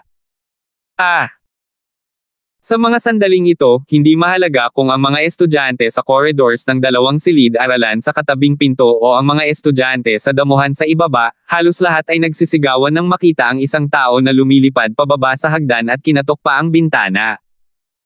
Pababa sa kanya. Sa buong view ng publiko, maging ang bintana, ngunit, dahil mas malaki ang bintana, nang mahulog ito sa tuktok ng puno, sabay-sabay itong nakasabit sa tuktok ng puno. Noon lang nakita ng lahat na malinaw na ang tao na nahulog sa bintana ay si Rit Ian Zhao, hindi si Lance. Habang ang lahat ay nakatingin sa tuktok ng puno na nagtataka kung patay na si Rit Ian Zhao, nakita nila si Lance na nakatayo sa dingding ng koridor ng ika-6 na palapag. Hindi man lang inisip ni Lance, mula sa bakod ng koridor sa ika-6 na palapag, tumalon siya pababa ng hagdan. Maraming tao ang naghiyawan sa takot, tumalon si Lance sa gusali. Habang tumalon si Lance sa hangin, itinaas niya ang isang kamao at binasag ito kay Rit Ian Zhao, na nakabitin sa tuktok ng isang puno. Bang! Hinampis ni Lance ang kanyang kamao kay Rit Ian Zhao, tinamaan siya mula sa silid-aralan hanggang sa ibaba. 1 segundo upang tandaan na basahin ang libro. Wow! Isang tunog, si Rit Ian Zhao ay pinalo ng kamao ni Lance na tumalon pababa mula sa ika-6 na palapag, ang kanyang katawan ay lumubog, at ang puno ng puno na umaalalay sa kanila ay nabali, at sa isang kalampag, ang buong puno ay nabali, at ang dalawa sa kanila ay lumapag sa lupa na may sanga, at ang window frame, na may kalansing. Bumagsak si Lance sa lupa na nakaluhod ang kalahating paa sa lupa, at ang kamao na iyon, na nasa tiyan pa rin ni Rit Ian Zhao, ay inalis ang kamao na iyon sa tiyan ni Rit Ian Zhao. Gamulong-gulong si Rit Ian Zhao sa lupa, sa sakit, binugbog ni Lance, talagang tumalon ang psychopath na ito mula sa ika-6 na palapag para lumaban. Lahat ay tumingin kina Lance at Rit Ian Zhao nang hindi umimik, ang katahimikan ay nakakatakot sa sandaling ito. Noong una ay gusto ni Lance na pabayaan ito ng ganito, ngunit sa pag-iisip, dahil ito ang unang kasamaan, tila hindi sapat, kung hindi man ay isang kaunting paumanhin para sa napakalaking eksena ngayon. Gayunpaman, alam ni Lance ang kalubhaan at hindi talaga siya papatay ng sinuman. Tumalon lang siya at sinuntok si Rit Ian Zhao, tila napakabangis, ngunit sa katunayan, lihim na pinahiga ni Lance si Rit Ian Zhao, kaya binawasan ni Rit Ian Zhao ang ilan sa mga pinsala, kung hindi ay matagal na siyang hindi namatay o malubhang nasugatan. Sa pag-iisip nito, binuhat ni Lance si Rit Ian Zhao, na umuungol at gamulong-gulong sa lupa, sa itaas ng kanyang ulo. Hinawakan ni Lance si Rit Ian Zhao gamit ang isang kamay at pinatahimik ang mga tao, sa isang pose na kasing lakas na parang si Dong Conro ay may hawak na dynamite pack. Natutunan din ni Lance na magpanggap na nagkukumpara, at sumigaw, sino pa? Nanginig ang lahat ng mga estudyante at gurong nanunood nang marinig nila ang malakas na dagindong na ito mula kay Lance at hindi napigil ang umatras ng ilang hakbang. Sino pa nga ba ang nandoon? Muling sigaw ni Lance. Tahimik at nanginginig ang eksena. Sumigaw si Lance, sino pa ang nandyan sa kabaliwan? Sa pagkakataong ito, idinagdag ni Lance ang salitang madfew. Biglang nanginig ang mga tao, ang 4 na madshows. Lumalabas na si Lance ay sumisigaw na may iba, at siya ay sumisigaw na may ibang tao na nagngangalit. Maraming tao si Xiao Feilong na takot umiyak, at ngayon ang mga mata ng lahat ay nakatuon sa kanila. Maniikgang at kung sino pa man, lumabas ka na. Xiao Feilong, Suyu, si Hao, Kuirong Wang, Kenji, at silang 4 ay agad na tumakbo palabas. Iligtas ni Brother Chen ang kanyang buhay. Si Xiao Feilong ang unang lumuhad sa paanan ni Lance. Tumingin si Quirong Wang kay Rit Ian Zhao na nakahawak sa itaas ng kanyang ulo, mukhang hindi niya alam kung buhay pa ba siya o patay na at natatakot na minas. Tumingin si Lan sa apat na baliw na nakaluhod sa harapan niya at sinabing, bibigyan ko kayo ng pagkakataon. Busy silang apat sa pagsasabing, salamat salamat. Gayunpaman, sa sandaling sabihin ni Lance ang ikalawang kalahati ng kanyang pangungusap, agad na umihi ang apat sa takot. Magkasama. Ano? Bibigyan ba tayo ng pagkakataong magsama? Huwag na Kuya Chen, paano tayo magiging kalaban mo, huwag mong sabihing sabay tayo, walang kwenta ang pagsasama-sama ng buong pamilya, o Kuya Chen, iligtas mo ang iyong buhay. Nakita ni Lance ang apat na baliw na bata na nanginginig sa takot, matangos na ilong at luha, ngunit huminto din siya sa magandang pagkakataon. Inihagi si Rit Ian Zhao, na nakahawak kay Rit Ian Zhao sa kanyang mga kamay, sa lupa, sinabi niya, Rit Ian Zhao, ngayon, kapantay mo pa rin ba ako? Sa kasamaang palad, si Rit Ian Zhao ay nahimatay. Sumulyap si Lance sa mga estudyante at guro na nakatingin, umungol, at lumabas ng campus na nakikita ng lahat. Ngayong araw na ito ay hindi talaga siya karapat-dapat na bumalik sa klase, dapat ay lumiban na lang siya sa isang araw ng klase. Pagkaalis lamang ni Lance ay nagpahinga ang lahat. Si Lance ay nagmaneho ng kanyang BMW at umalis ng paaralan. Sa sandaling iyon, nakatanggap si Lance ng tawag mula kay Vice President Meng Lun. Hoy, Kuya Lance, nasaan ka? Isang bagay. Naku, wala lang, yung kaibigan mong si Kaylee Lee, naghahanda ang tatay niya para maoperahan ngayon sa ospital, ngayon din ba? Oo, pupunta ako. Si Lance ay hindi pa rin pumasok sa paaralan ngayon, kaya maaari rin siyang pumunta sa ospital upang makasama si Bella, sigurado akong kinakabahan siya, dahil sa ganitong uri ng operasyon. Ay mapanganib din. Dumating si Lance sa ospital, sa sandaling ito, si Bella ay nasa opisina ng doktor, tinitingnan ang mga dokumento sa kanyang mga kamay, tila siya ay nasa sakit.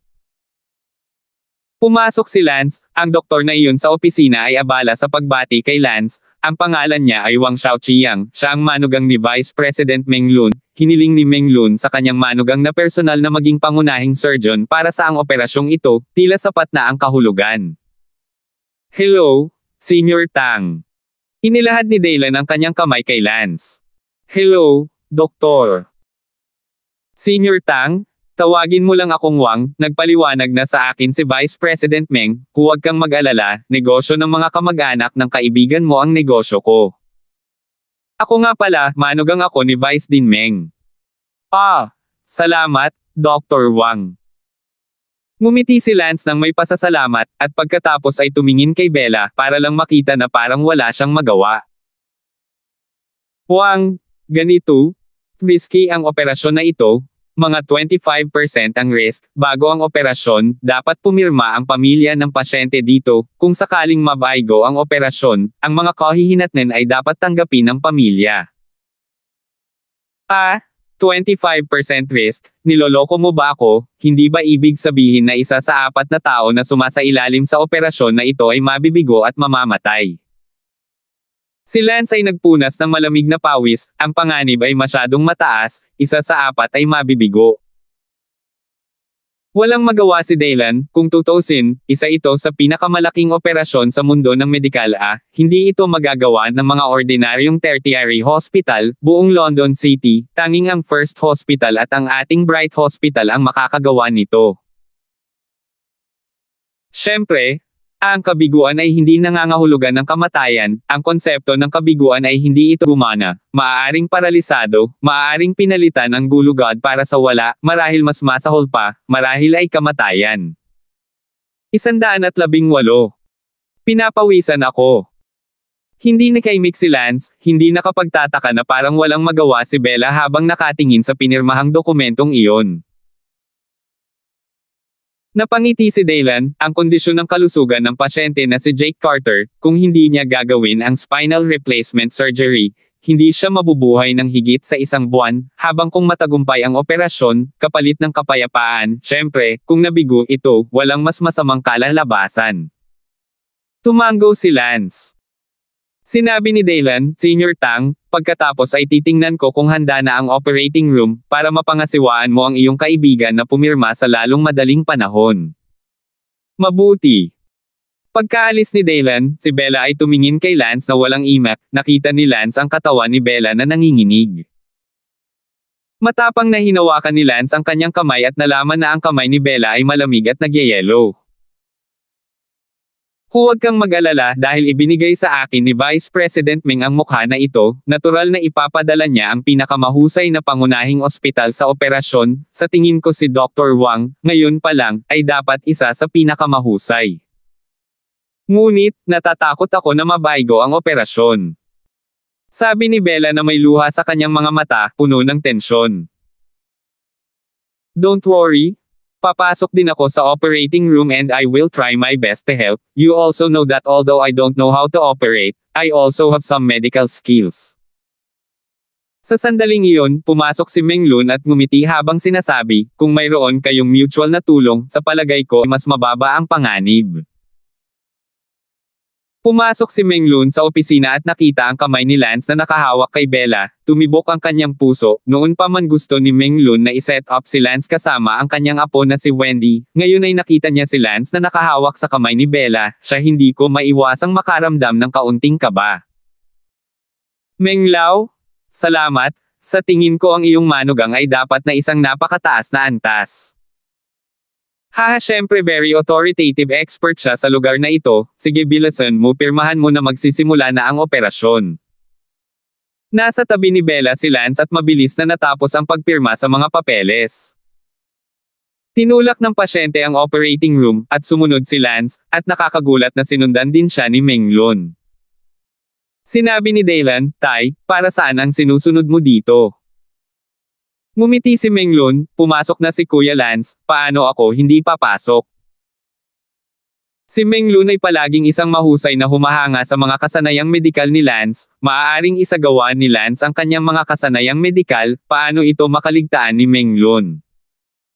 Napahinto lamang si Dylan nang gawin ito sa kanya ng kanyang biyenan. Sa kabuuan, mahigit 100 doktor, lahat sila ay pumasok sa operating room. Ang 12 ng mga doktor ay hindi naririto upang magsaya, at bawat isa sa kanila ay gumaganap ng isang napakahalagang papel. Tinanong ni Dylan ang 12 ng mga doktor, nabusog na ba kayong lahat? Mahigit 100 doktor ang tumango. Si Meng Lun at Lance, gayunpaman, ay nakatayo sa isang sulok ng operating room, walang magagawa ngayon si Lance ay papasok kung sakali. Sinabi ni Meng Lun, kapag nagsimula ang operasyong ito, hindi ito maaaring ihinto hanggang sa ito ay tapos na, hindi sila magkakaroon ng anumang oras upang magpahinga hanggang sa ito ay tapos na, at pagkatapos ng operasyon na ito ay tapos na, hindi bababa sa higit sa 70 oras ang lumipas. Higit sa 70 oras. Hindi ba 3 araw at gabi iyon? Hayaan silang pumunta ng 3 araw at gabing walang pagkain, pahinga o tulog. Nagulat si Lance. Naku, hindi naman ganoon, may time period sa gitna, may ilang minuto para sa bagong batch ng mga tao. Yan ang sinabi ko sa iyo kahapon, itong operasyon, total more than 20 doctors ang kailangan, ngayon itong 10 ang mga doktor ang unang batch, pagkatapos ng 40 oras, sila ay papalitan ng susunod na batch ng 10 doktor, ang susunod na batch ng 10 ay patuloy na makumplito ng higit sa 30 oras, ang operasyon na ito ay itinuturing na ganap na natapos. Ang 3 pangunahing surgeon na iyon, syempre, ay ang mga dapat nakasangkot mula simula hanggang matapos. Kailangang tumagal sila ng buong 70 oras, at sa katunayan, ang rate ng pagkabigo para sa naturang operasyon ay napakataas, dito kumukuha ng mga porsyento. 10 nito, 3 araw at gabing walang tulog, dapat fully focused ka, at sa totoo lang, bababa ka talaga. Damn! It's really a super surgery. Pinasalamatan ni Lance ang mga doktor na ito mula sa kaibuturan ng kanyang puso. Sinabi ni Meng Lun, Brother Lance, ngayong nandito ka para tumulong, lalo akong gamaan. Anong kailangan mong gawin ko? Kung palagi mong masisiguro na ang mga doktor na ito ay alerto sa pag-iisip, mababawasan na nito ang panganib ng operasyong ito sa 10%. Tumango si Lance, huwag kang mag-alala, mayroon akong solusyon para dyan. Ang kailangan lang gawin ni Lance ay magpasok ng ilang karayom sa kanila, at sila ay garantisadong gising sa lahat ng oras, kahit na hindi gutom. Tanong ni Lance, paano kung kailangan nilang umihi at tumae sa kalagitnaan ng pamamaraan? Natatawang sabi ni Myron, wala namang problema yon, lahat sila naka-diaper. Mga lampin. Yes, it's the usual diapers for babies, sa adult size of course. Sa oras na ito, sinabi ni Wang Dao, sige, maghanda na ang lahat, opisyal nang nagsimula ang operasyon, sana ay magtulungan ang lahat para matapos ang operasyong ito. Pagkatapos sabihin niyon, ang buong operating room ay tila pumasok sa isang tense na kapaligiran, na para bang si Lance at Menglun ay natatakot na magsalita. Si Lance ay nagmamasid sa operasyon sa mundo sa unang pagkakataon, kaya ang kanyang interes ay napakalakas. Ang salitang operasyon ay bago kay Lance, ito ay isang nobelang medikal na pamamaraan. Opisyal na nagsimula ang operasyon. Si Lance at Menglun ay nanunood mula sa isang gilid na hindi nakaapekto sa kanila. Tanging kinuha ni Dr. Daylan ang isang scalpel at ginawang hiwa mula sa gilid ng gulugad ng baywang ng pasyente na may mabagal na stroke. Ang prinsipyo ay medyo simple, upang ilagay ito horribly, ito ay tulad lamang ng paghihiwalay ng kilya kapag pumatay ng isang baboy. Hindi nagtagal, naputol ang laman sa labas ng gulugad ng pasyente, na tumambad sa gulugad sa loob. Nakaramdam ng kilabot si Lance, para lang itong pervert na pumatay ng tao. Sa sandaling ito, tila nagkaroon ng kaunting gulo, at biglang sinabi ng isang doktor sa tabi niya, biglang tumaas ang pagdurugo ng pasyente. Natural lang ang pagdurugo kapag hinihiwa ang laman ng pasyente, ngunit hanggat nasa isang tiyak na saklaw, ayos lang, ngunit sa oras na ito, tumaas ng husto ang pagdurugo ni Jake Carter, at kung hindi ito makontrol, wala sa ang mga sumusunod na operasyon ay kailangang magpatuloy. Sumimangot si Daylan, napakahirap ng katawan ng pasyente para itago ang dugo, at ngayon pa lang nagsisimula ang operasyon. Hindi nagatubili si Daylan, mag-inject ng 50 ml XXX. Mabilis itong na-inject, pero sabi pa rin ng doktor na iyon, patuloy na tumataas ang dami ng pagdurugo ng pasyente, hindi epektibo ang pag-iniksyon ng XXX. Ayon sa sitwasyong ito, ang pasyente ay mawawalan ng masyadong maraming dugo sa loob ng 20 minuto, kung ang dami ng pagdurugo ay hindi mabisa. Makontrol, inirerekomenda na ihinto ang operasyon. Si Daylan ay walang magawa ng ilang sandali. Biglang sinabi ni Lance, maaari ko siyang tulungang pigilan ang pagdurugo, at kahit na magawang gawing zero ang dami ng pagdurugo niya. Hindi ba iyon magpapatigil ng tuluyan sa pagdaloy ng kanyang dugo? Paano iyon posible? Nagulat si Daylan. Naku, wala lang, kaya kung pasukin ang katawan niya sa estado ng peking kamatayan, hihinto ang pagtibok ng puso niya at hindi nadadaloy ang dugo niya. Si Lance ay hindi estranghero sa lansyang ito, sa kanyang mundo, ito ay isang karaniwang taktika. Ginagamit ng ilang tao para pekain ang kanilang sariling kamatayan. Ang lahat ng mga doktor na iyon ay tumingin kay Lance nang may pag-aalinlangan pati na rin ang hinala, ito ay parang katawa-tawa, ang operasyon ay napakahigpit, walang puwang para sa anumang mga pagkakamali, si Daylan ay tumingin kay Menglun. Hindi nagatubili si Menglun, hayaan mong subukan ni Lance. 119. Mabilis na umakyat si Lance, at pansamantalang nahinto ang operasyon ni Jake Carter. Inilabas ni Lance ang mga pilak na karayom na inihanda na niya, at itinusok ang 7 o 8 karayom sa iba't ibang bahagi ng puso, utak, at iba pa ni Jake Carter. Pagkalipas ng ilang minuto, biglang tumulo ang cardiac monitor sa tabi ng operating table, na kumakatawan sa tibok ng puso curve into a straight line. Nanginginig ang mga doktor sa tabi nito, dahil kadalasan kapag nakita nila ang ganitong estado, ibig sabihin ay walang heartbeat ang pasyente at patay na. Sabi ni Lance, okay lang, wala nang heartbeat ang pasyente ngayon, peking kamatayan, pero itong makina mo ay medyo tumpak. Kinailangang tingnan ng iilang doktor na iyon si Lance nang may matinding paghanga. Pagkatapos sabihin iyon, mabilis na tinanggal ni Lance ang pilak na karayom sa katawan ni Jake Carter at ngumiti, sige, maaari kang magpatuloy sa pagsisimula. Nagpatuloy ang pag-opera. Sa pagkakataong ito, ang doktor na partikular na responsable sa pagsusuri sa pisikal na estado ng pasyente ay nagsabi, ang pagdurugo ng pasyente, presyon ng dugo, tibok ng puso, paghinga, lahat ng mga halaga ay zero, sa palagay ko ay hindi na kailangan para sa akin na manatili dito. Dahil ay labis na nasasabik, bago kapag ang pagdurugo, ito ay tiyak na makakaapekto sa pagtitistis. Ngunit ngayon isang hiwa, walang dugo, ay maaaring makita ng malinaw, kaya na ang pagtitistis sumunod sa orihinal ay hindi na kailangan ng higit sa 70 oras. Bumalik si Lance sa tabi ni Menglun, ngumiti si Menglun, nakakamangha ka, humanga. Haha, maliit na pakulo lang. Sinabi ni Menglun, umaasa ako na makakarating ka sa trabaho sa ospital, magiging masyadong aksayado kung hindi ka gagamit ng napakatalino na medikal na kasanayan para magligtas ng mga buhay at magpagaling ng mga pinsala. Halimbawa, ang ganitong uri ng pamamaraan ng karayom mo sa peking pagkamatay ng isang pasyente ay maaaring ilapat sa maraming operasyon, kahit na anumang bukas na operasyon sa puso.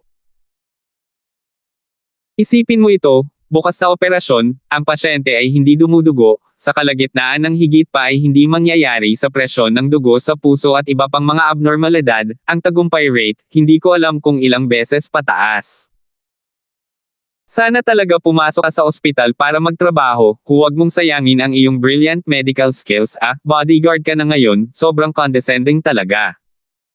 Tandaan ang URL. Consyo 8. Net. Ngumiti si Lance, dahil tinahak ko na ang landas ng isang bodyguard, natural na pumunta hanggang sa dulo, ngunit syempre, kung ayaw kong maging bodyguard balang araw, magiging isang doktor. Ay isang magandang pagpipilian. Nakita muli ni Menglun ang mga kasanayang medikal ni Lance, at mas lalo pang hiniling na sumama sa kanya ang kanyang apo. Sinubukan ni Menglun ang tubig at nagtanong, ang Bella na iyon, hindi mo siya kaibigan, tama? Nobya mo ba ito? Ngumiti si Lance, kaibigan ko talaga ito. Ngayon lang kita nakitang nakahawak sa kamay niya, akala ko girlfriend mo. Umiling si Lance na may medyo blankong tingin, sa ngayon, walang pagsasaalang-alang sa ganoong aspeto. Ngumiti si Menglun, at tumigil sila sa pag-uusap. Dahil hinayaan ni Lance ang pasyente na makapasok sa peking death state, kaya ang operasyon sa likod nito ay napakadali, sana ay nag-aalala tungkol sa pasyente sa panahon ng operasyon, lahat ng uri ng emerhensya, ngunit ngayon ay wala ng pag-aalala tungkol sa aspetong ito, direct fake death ng patient, na wala na yung heartbeat, parang patay na bangkay, ano pa nga bang pwedeng lumabas? Sa sandaling ito, sa labas ng operating room, tumunog ang telepono ni Lance. Bella, tignan mo, ang tawag ay si Sally, hindi alam ni Bella kung sisigot, hindi madala ni Lance ang telepono sa operating room, kaya hayaan si Bella na humawak. Naisip ni Bella na marahil ito ay isang bagay na mahalaga, kaya kinuha niya ito. Lance, saan ka nagpunta? Hindi pa bumabalik sa klase. Sabi ni Sally. Nag-alinlangan si Bella at sinabing, ako si Bella, si Lance ay pumasok sa operating room, hawak ko ang aking telepono, kaya mag-leave of absence para sa kanya. Sally Brown was stunned, Lance was even with Bella. For some reason, Sally Brown was a bit uncomfortable inside, she didn't even feel this way before. Why did he enter the operating room? Sally asked. The doctor said that the risk of failure is much lower with him here. Why is Lance in the hospital? Bella didn't want to keep it a secret, and said, my father is having an operation, the operation is very risky, Lance is a brilliant doctor, having his help can greatly reduce the risk. Oh, that's fine. Sally hung up the phone, feeling uncomfortable with the feeling that Lance and Bella were quite close. Finally, Sally pursed her lips and looked like she was aggrieved. Lance is my personal bodyguard, what's the point of being so close to Bella when he doesn't stay by my side? In the operating room, Dylan spent 3 hours to remove the human spine. The removed spine, Lance observed that 2/3 of it had turned black and even stinky. Meng Lun said, "If it wasn't for your help to fake the patient's death and remove the patient's spine, it would have taken at least nearly 20 hours, but now, it only took 3 hours. Oh, actually, I'm also betting. What if after I put the new spine on later, I try to withdraw the patient from the fake death state, but I can't wake up?" "Ah, no way." Melon was shocked. "This is something I've never done before after all, and God knows if I will." Dylan started to put a brand new spine on Li Jinbao. Dylan looked at the time, it was noon, and smiled. "Dr. Tang, Dad, you guys go rest. Now the patient doesn't have any sudden symptoms appearing, the content of the 20 hours is completed in 3 hours. I don't think there's any need for you guys to watch here. If this situation keeps going so smoothly, I think this operation will be completed by evening." "Good. Then Brother Lance and I will go for lunch." Lance and Meng Lun walked out of the operating room. Seeing Lance and Meng Lun come out, Bella and her mother were busy saying, "How's it going?" Meng Lun said with a smile, "The situation is very good, thanks to Brother Lance's excellent medical skills. The original 20-hour operation has now been completed in 3 hours, and the operation is now almost half complete. If nothing else, it will all be completed by evening." "Ah, so fast." Bella was surprised and delighted. Before it was said to take more than 70 hours, now even by evening, it's not more than 12 hours. "You'll have to thank Divine Dr. Tang for this." Bella's mother was busy thanking, "Thank you, Divine Dr. Tang." Lance smiled. "Auntie, you're welcome. Raise your hand. Besides, Shanair and I are friends." "Have you guys eaten yet?" "Not yet. Why don't we go have lunch together?" She nearly shook her head. "We want to stay outside and we can't eat now."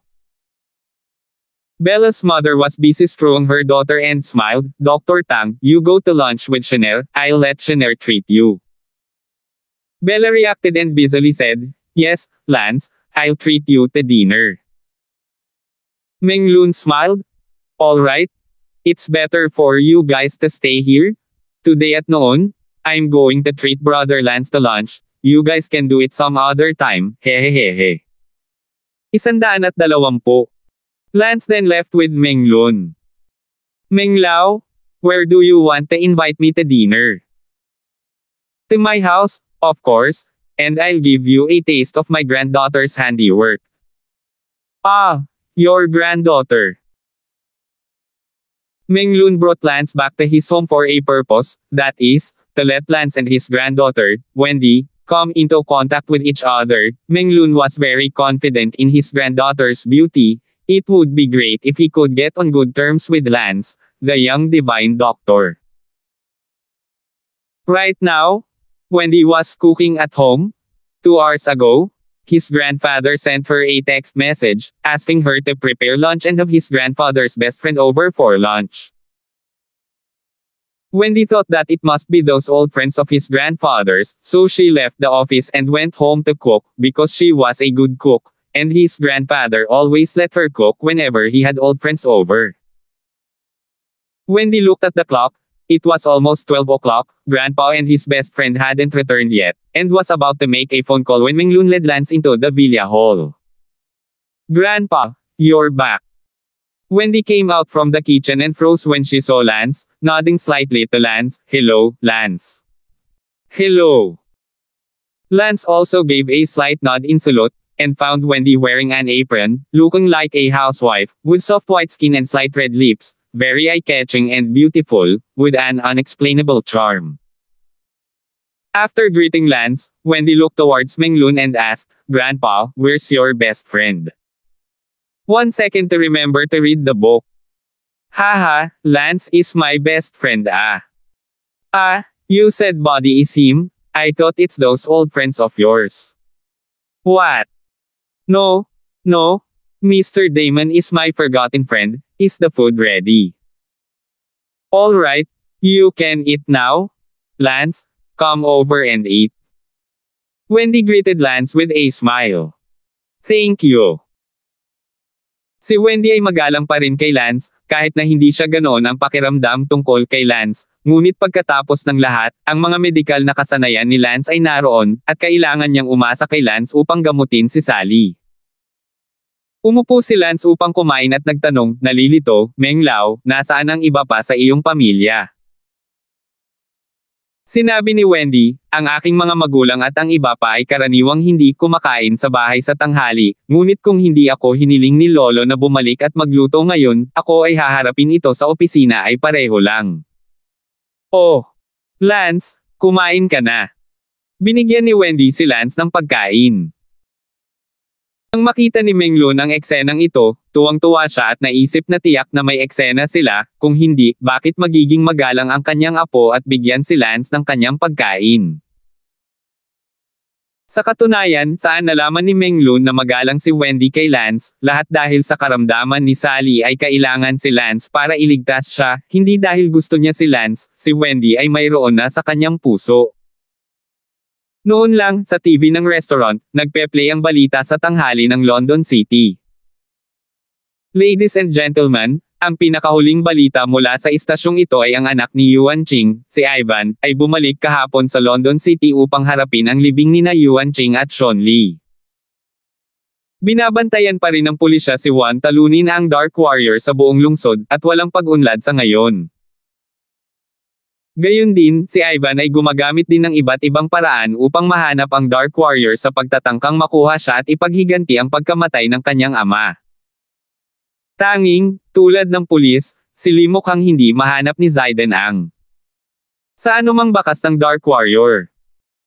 Ngayong umaga, si Ivan, na sabik na ipaghiganti ang pagkamatay ng kanyang ama, ay biglang inihayag na pipiliin niya ang pinakamatinding paraan upang malaman ang Dark Warrior. Sa kasalukuyan, kinumpirma namin si Leona at ang kanyang asawa, na wala saan man. Opisyal din nakasangkot sa bagay na ito, at umaasa din na si Ivan ay hindi gagawa ng anumang mali, at umaasa din na ang ay lalabas at mananagot. Si Lance, na kumakain, pati na rin sina Menglun at Wendy ay nabigla. Upang malaman ang hinawakan ni Ivan si Zhang Dali at ang kanyang asawa para banta sila, ito ay masyadong kasuklam-suklam. Napabuntong hininga si Wendy. Si Menglun, gayunpaman, ay nagsabi, malinaw na ito ay isang panlilin lang, lahat ng ito ay na-broadcast sa TV, paano hahayaan ng mga pulis si Ivan na pumatay ng isang tao, ito ay tiyak na isang panlilin lang para sa pulisya at Ivan upang magtulungan sa isa't isa upang maakit ang One. Talunin ang Dark Warrior, at pagkatapos ay humiga sa langit upang arestuhin ang Dark Warrior sa isang iglap. Kung hindi tanga ang hindi niya makikita ang trick na ito, napakababa nito.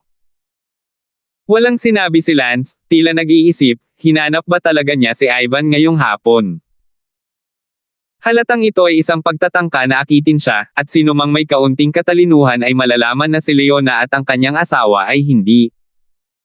Talagang nahuli at hindi maaaring patayin. Pagkatapos ng hapunan, inimbitahan ni Menglun si Lance na maglaro ng chess. Gumagawa ng tsaa sa gilid, ngumiti si Wendy at sinabing, Lance, napakahusay ng chess skills ng lolo ko, mas mabuting maging handa kang makipaglaro ng chess kasama ang lolo ko. Siyempre, may isa pang sasabihin si Wendy, na kung saan ang mga kasanayan sa chess ni Menglun ay napakasama, ngunit naramdaman niya na si Lance ay hindi maaaring manalo laban sa kanyang lolo, kaya hindi na kailangang sabihin iyon. Oh, yeah. Medyo interesado si Lance sa isang ngiti, si Lance ay kilala sa kanyang mataas na kasanayan sa chess, at nang makilala niya ang kanyang kalaban, talagang interesado siyang maglaro ng dalawang laro. Makalipas ang 20 minuto, pawis na pawis si Menglun. How could I lose to you? I haven't lost since 2 years ago, it's impossible. Mukhang hindi makapaniwala si Menglun at saka bumaba ang mukha niya, sobrang malungkot, ang mga taong mahihirap sa chess ay talagang hindi makapaniwala. Tumawa si Lance, at sinabi sa kanyang puso, ang kanyang husay sa chin, chest, calligraphy at pagpipinta ay higit na mas malakas kaysa sa mga kasanayang medikal. Si Menglun ay hindi kahit nakatapat ni Lance sa mga tuntunin ng medikal na kasanayan, at gusto pa rin niyang manalo sa kanya. Sa chess, what a dreamer. Hindi man lang siya naagrabyado bago nagalit si Lance, ngunit nagalit muna siya at naiba ang mukha. Bilang isang apo, alam na alam ni Wendy na ang karakter ng chess ng kanyang lolo ay talagang napakasama. Ang pagkatalo sa isang laro ng chess ay magagalit siya sa mga tao, kaya, sa takot na ang kanyang lolo ay magalit kay Lance, si Wendy ay abala sa pag-aaliw, lolo, chess lang, talo lang. Ngunit sinabi ni Menglun, walang dahilan, bakit ko iiwan ang paglipat na ito? Sinabi ni Wendy, lolo, nakipaglaro sa iyo si Lance sa loob ng 20 minuto bago kanya matalo, ibig sabihin ay pantay-pantay kayo, kaya lang maswerte siya sa larong ito. Laging pinapansin ni Wendy ang mukha ni Lolo, natatakot na magagalit si Lolo at madudurog ang mangkok ng chess, nakipagkita kay Lolo na may mga mahihirap na kasanayan sa chess, hindi rin makapagsalita. Lance lihim ng isang bibig, 20 puntos upang manalo sa kanya ay upang bigyan mukha, ngunit din ang lakas ay pantay, hiwa. Noon, kapag naglalaro ng chess kasama ang mga dati niyang kaibigan, karaniwan na sa kanila ang mag-away at magbasag ng chessboard. Sa sandaling ito, natalo si Menglun kay Lance, at bigla siyang hinarap, nagtanong, nadaya ka ba?